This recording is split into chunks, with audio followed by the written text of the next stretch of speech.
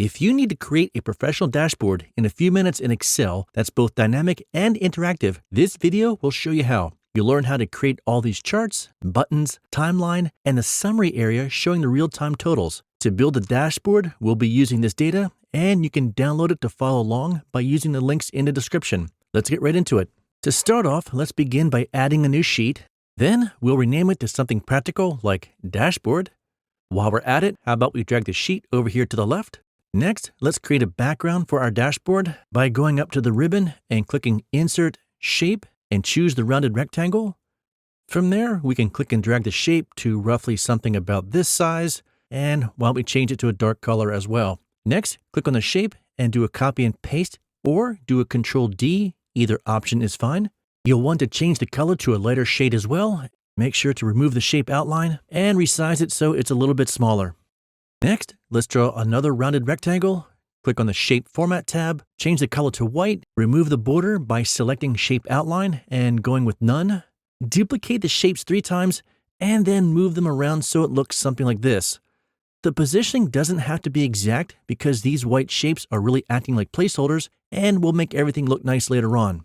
Moving on, it's time to build our pivot tables. We'll start off by going over here to the sales data sheet, click anywhere inside the list, and now we're going to convert this list into an official Excel table by going up to the Insert tab, then choosing Table.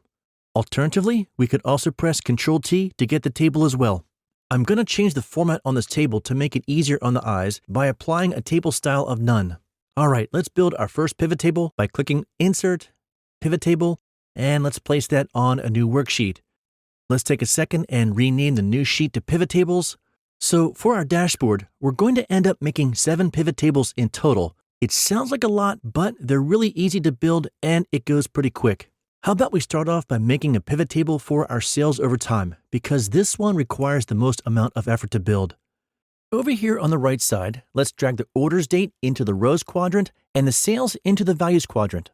Next, let's go over here to the pivot table and expand things out to show the years in the quarters. To do that, we can just click on the plus sign next to the year, and that'll show us the quarters. Once that's complete, click on Insert, Pivot Chart, and choose the line graph. Let's format the chart to make it look nice, and we can start off by getting rid of these gray buttons. To do that, from the Pivot Tables tab, go over and click on Field Buttons, then Hide All.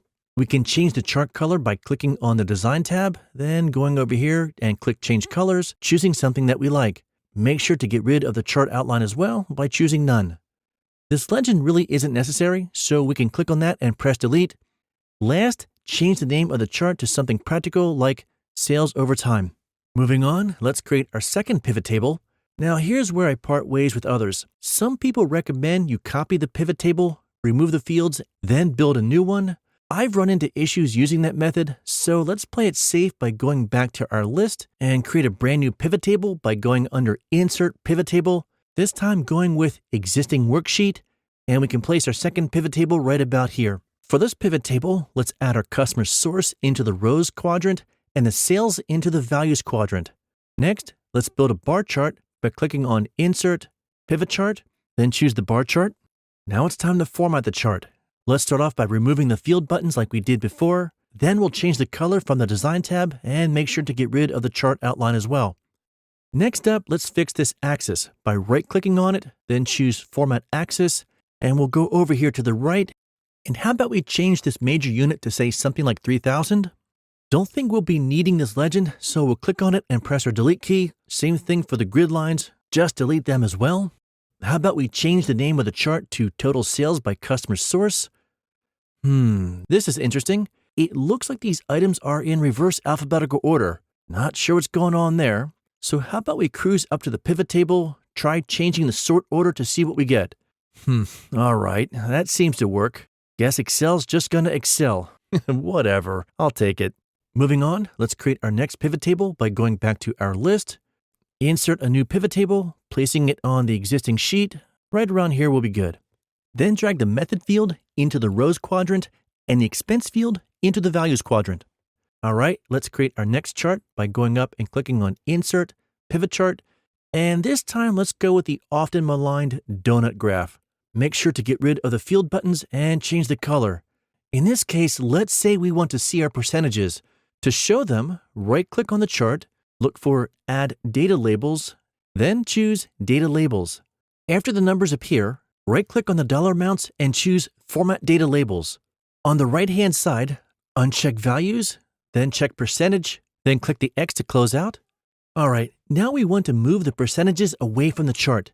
We can do that through a click and drag, but be patient here. You need to hover your mouse until it becomes a four-headed arrow, then click and drag to move things around.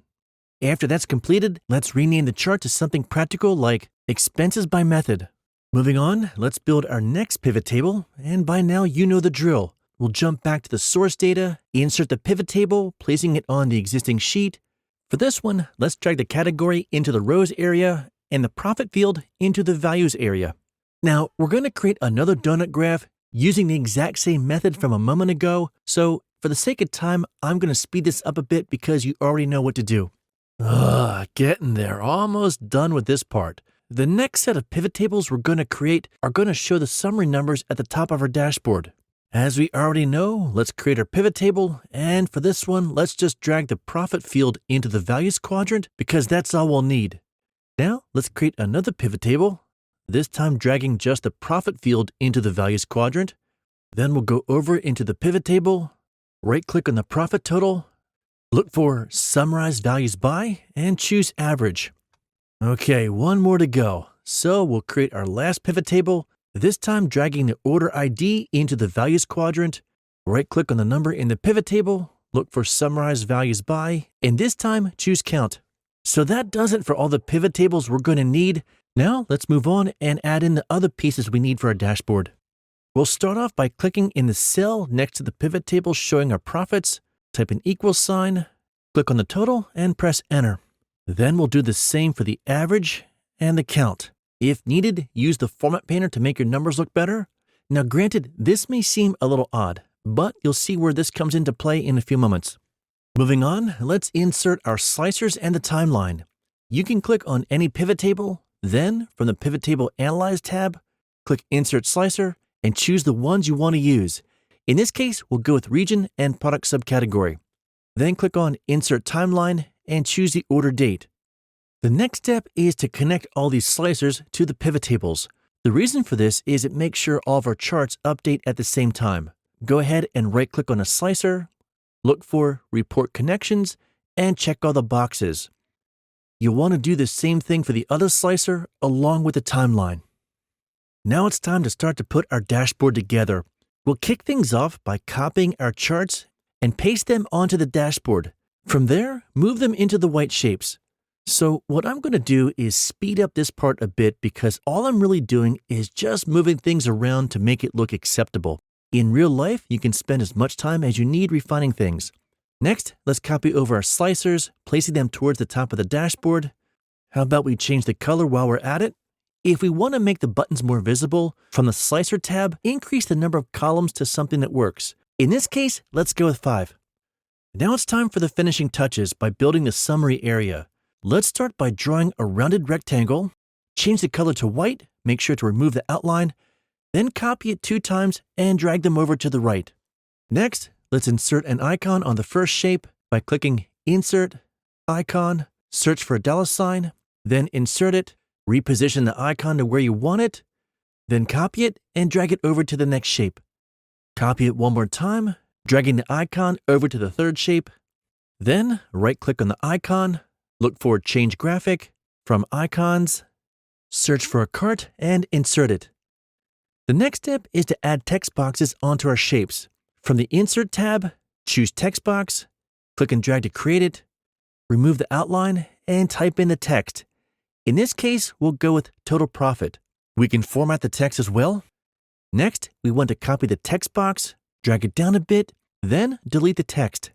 Cruise up to the formula bar and type an equals sign. Navigate over to the sheet with the pivot tables. Click on the cell next to the pivot table just showing the profit amount, press Enter, and that'll display the profit amount on our dashboard. From here, we just need to copy and paste and make some minor adjustments. Let's hold down the Shift key, click the text and the number, then copy it, drag the text boxes over to the next rectangle, change the text to average profit per order, click the second text box, go up to the formula bar, and adjust the link so it connects to the pivot table showing the average per order. Then do a rinse and repeat for the third rectangle. Copy the text boxes, drag them over a little bit, change the text to read total orders, then go to the formula bar and adjust the formula so it connects to the total orders cell on our pivot table sheet. Press enter, and that'll do it. How about we take things for a quick test drive? And just like that, within a few minutes, we've built a fully functional, interactive, dynamic, professional dashboard in Excel. Feel free to let me know your thoughts below. Don't be shy about using the like, share, and subscribe buttons. And now here's another video.